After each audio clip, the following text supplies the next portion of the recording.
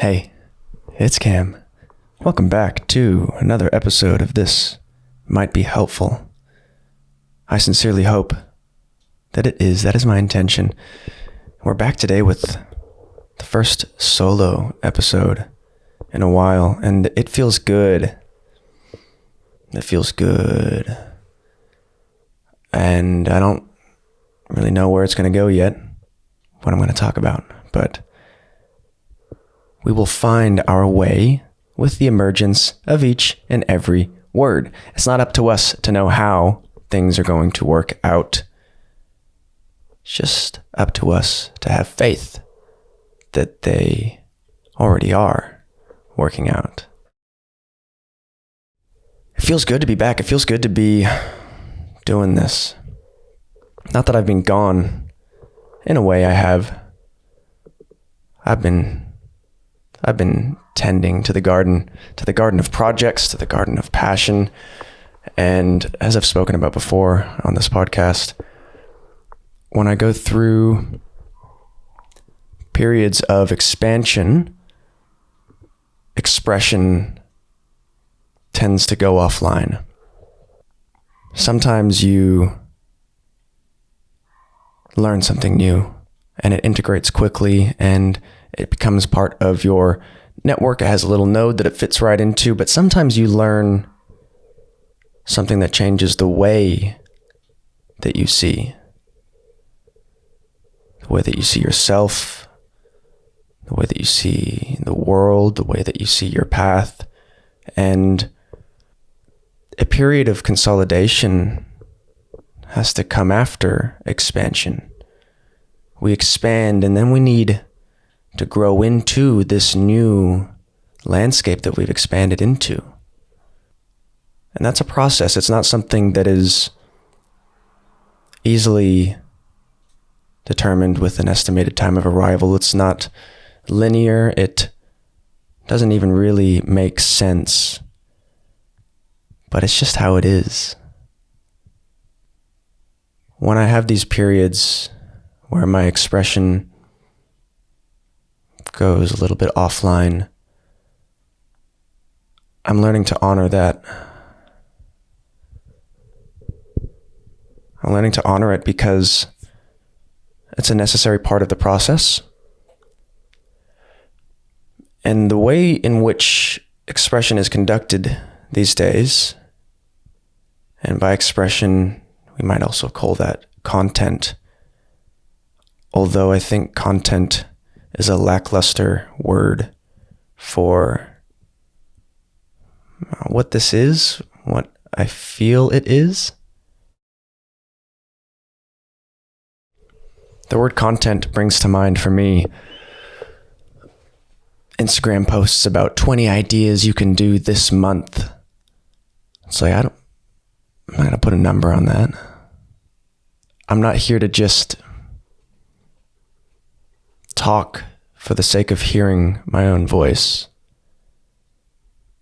Nor am I so concerned with attention that I feel driven to seek it every day. And I'm okay with that. I don't need any more validation. I feel valid, as I hope that you feel valid too.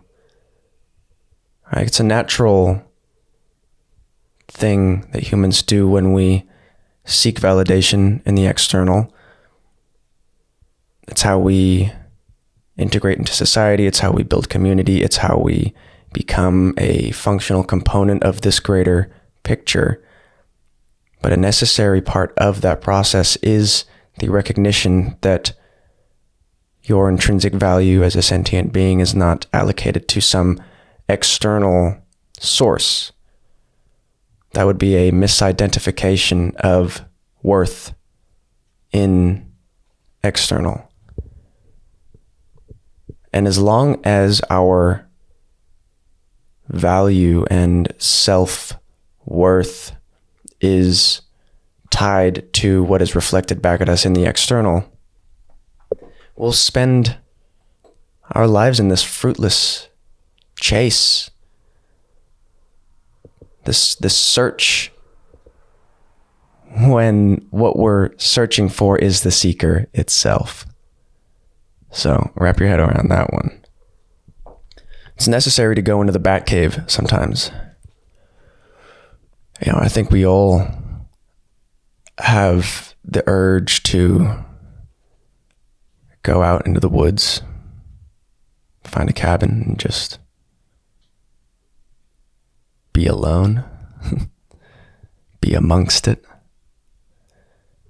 We all get that urge, but it's not always possible to act on something like that. And we also can't pin our hopes of restoration and rejuvenation on some faraway idea of freedom when we've got all our ducks in a row and now I have the time to relax. Now I have the time to heal, to rest. Rest can be found in the little moments. Restoration, rejuvenation, invigoration.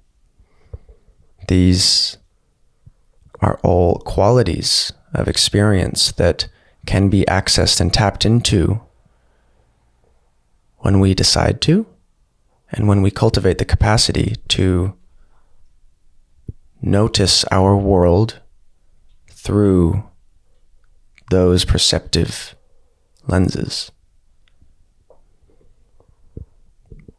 For example, take a big, deep breath with me into the nose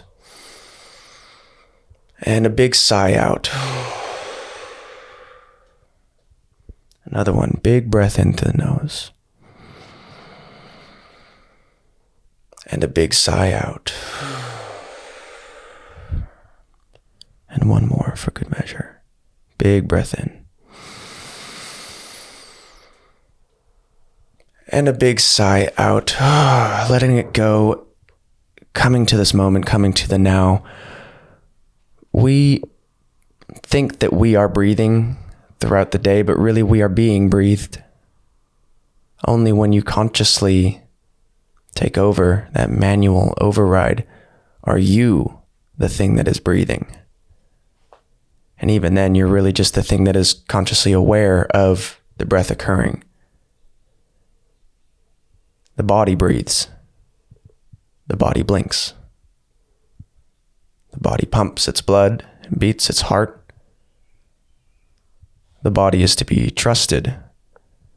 But that trust occurs when the mind is able to develop a real relationship, real awareness of your body, of how it feels, of where it is in space, of the field of sensation and undifferentiated matter that surrounds us at all times. Connection. So these things can occur in the little moments. Often just doing what you're already doing with the intention that what you're doing is restorative, is invigorating, is connecting. You can take 3 deep breaths, but what about 3 deep breaths with the intention of restoration? Let's try that out. With each breath, we restore our vital life force. Notice what this intention does to your breath, to the sensations in your body, to the connection between mind and body. Notice how when we change the way we perceive, what we are perceiving changes. So, with the intention and recognition of restoration, let us take 3 more deep breaths into the nose, out through the mouth, into the nose. feeling the spaciousness in your belly and your chest expand, becoming more spacious, letting it go. Letting go of density, becoming lighter. Inhaling, restoration, rejuvenation, invigoration. Exhaling, any thought or concept or idea that disrupts the truth of that intention. We can restore ourselves through intention and a couple of moments of mindful breathing. We can tune into greater connection with the intention and a few moments of conscious breathing. And this extends into anything we do. We all have directionless days where you're kind of like a ship without a sail, not really going anywhere, not really knowing where it is you're going, where it is you want to go, what it is you're supposed to do. Well, let's remove supposed to from our vocabulary, because that implies a necessity, it implies need. But we have directionless days, and directionless days stack and compound over time. They create directionless months, years, lives. So how do we pick a direction? How do we make meaningful progress towards a life that we want? Intention. In the absence of direction, intention is your waypoint. It is your anchor. It is your base camp. It is the place that you return when you've forgotten where you are and where you're going. Clarifying your intention for tomorrow. Allowing your subconscious to digest it, to draw it into its network, to begin recruiting emotional correlates and neural pathways. Waking up, reclarifying that intention, following that intention with 3 deep breaths. You have now created the foundation for direction. Intention is powerful because it harmonizes subconscious activity with our conscious awareness. Intention filters in the information of reality in a way that aligns with our values, with our desires, with who we want to be and why we want to be. Intention doesn't have to be hard. You don't even have to make it up. Ask yourself right now, what is my current state of mind? And allow whatever answer emerges to just emerge. We don't need to evaluate the state of mind. We're just asking ourselves a question, a gentle prompt that elicits data we can work with. What is my state of mind? This morning, my state of mind was positive and excited, but restless. A little bit directionless. The full moon was doing some wild things to me last night. I am a good sleeper, generally. I do not experience insomnia. I'm very grateful. Like my sleep onset, we're talking 10, 15 minutes. Once my head hits the pillow, night-night. But a full moon, that's a different story, my friends. And last night was so bright. So much energy. And it's such a rich experience to be outside on a full, bright moon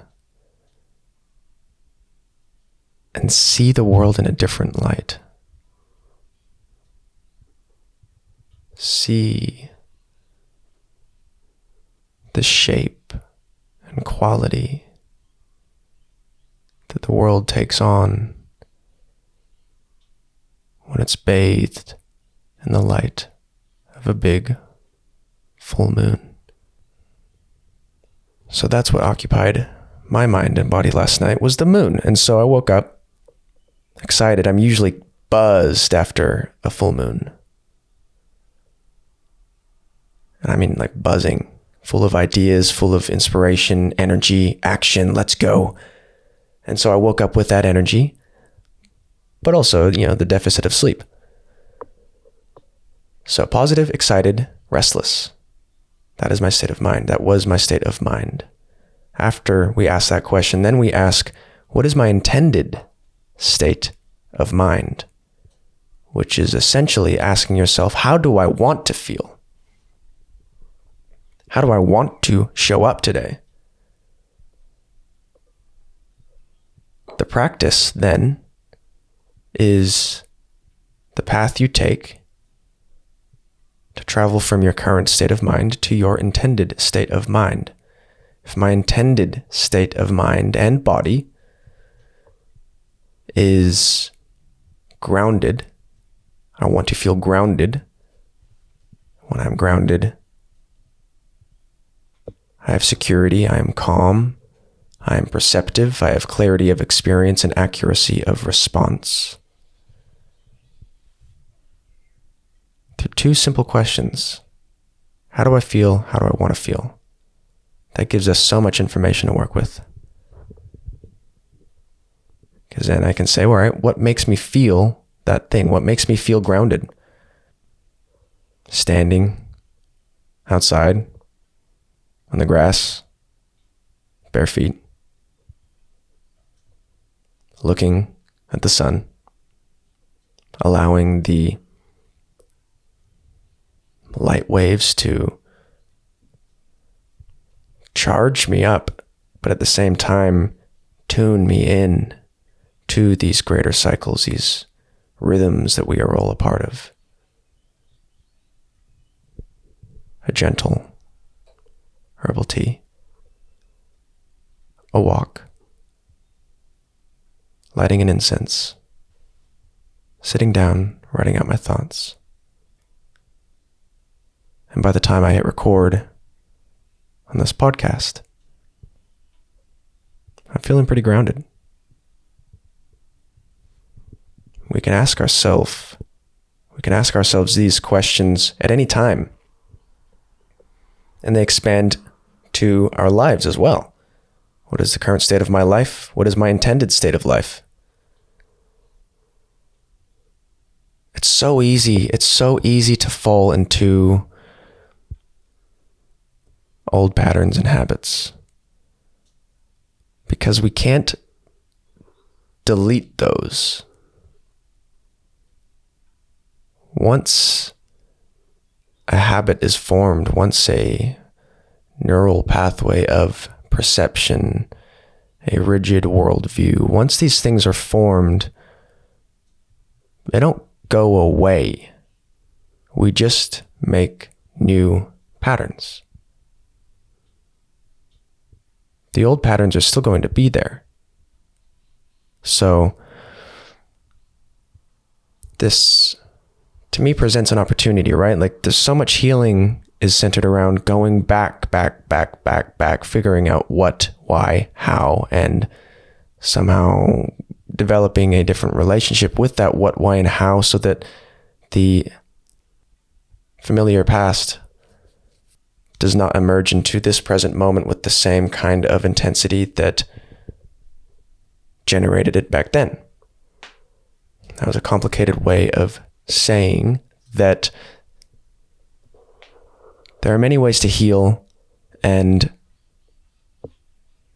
certainly sending forgiveness and healing through our prior timeline is an important aspect of moving forward, because if there's any resentment, anything that is yet to be forgiven, that is lingering in that past, we are still holding on to that. But the other side of healing is just in building new pathways, new options, new forks in the road. Let's take a tangible example. Many of us go straight to the phone in the morning. That is a pattern. It is a habit. And it's disruptive. It really fucks with your flow because the phone decides your flow for you. You haven't given yourself a chance to decide how it is you want to feel, think, behave, conduct yourself. Waking up and looking straight at the phone, especially when we're in that first 10 minutes when there's this permeability between the conscious and subconscious mind, we are opening ourselves up to so much energy. And that energy has a definite and categorical impact on our energy. Our energy becomes diluted. The composition of it has now been interfered with. When we wake up first thing in the morning, we're very sensitive. There's a lot of energetic vulnerability. Our morning practice should ideally be something that helps to establish energetic resilience so that by the time we turn to the phone, it doesn't matter what shows up on that thing. Your energy is strong, secure, grounded, and untouchable. So that pattern right there, that pattern of going straight for the phone in the morning, those pathways are going to be there. They're going to remain, and that's fine. Your job is not to undo history. Your job is to build future, but that only happens in the now.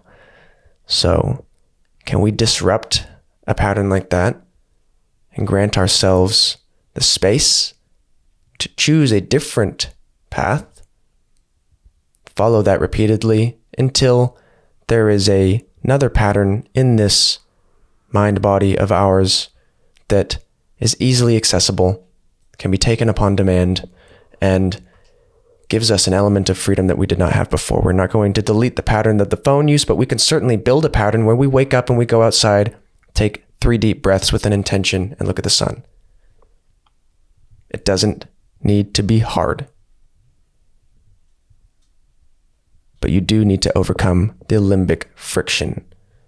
And that limbic friction is the discomfort or resistance you feel when you allow how you want to feel to guide your behavior rather than just how you feel dictating everything that you do. We're all tired when we wake up. Most of us, I think, at least. And when we're tired, our brain is on energy conservation mode. It's like, where does the water flow when the landscape is dry and the water beds have turned into a trickle? The water follows the path of least resistance. It's not going to jump the banks and shift over to a new landscape. That water is going to follow the oldest, most eroded paths in the river because that's what water does. And we have electricity dancing across neural pathways. And that feeling of limbic friction is the sensation of pushing that electricity away from the familiar and onto a new path. And once you do it, once you train your mind to really love overcoming limbic friction, you're kind of unstoppable. because you know that that is how you transmutate your energy. That is how you transform and alchemize and realize your potential as a sentient fractal of the infinite. So, to summarize today's episode, intention is how we establish direction. Intention is how we optimize perception, and optimizing perception enhances our reception of the information of reality. It's not up to us to undo the past, but it is up to us to create the patterns that we want to inhabit for our future. But this is all done in the now. Ultimately, I think the message today is love yourself and be present. If you enjoyed today's episode, thank you. I'm so glad that you are here.